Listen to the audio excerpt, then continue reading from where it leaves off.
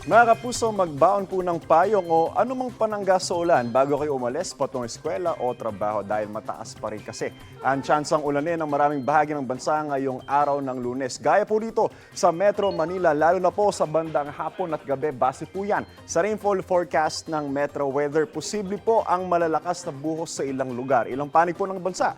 Ang ulanin ngayong umaga pa lang at magiging malawakan pa po yan pagsapit ng hapon. Pinaalerto mula sa banta ng baha o landslide ang mga nakatira sa mababang lugar at tabi ng mga ilog o mga creek. Ayon po sa Pag-asa, hanging habagat po ang magpapaulan sa malaking bahagi ng bansa, kasama po dyan ang Metro Manila. Apektado naman ang traffic extension ng low pressure area, ang Bicol Region ng Eastern Visayas, Aurora at ang Quezon Province. Posible pa rin ang mga local thunderstorms sa nalaming bahagi ng Luzon. Paalala po mga kapuso, stay safe and stay updated.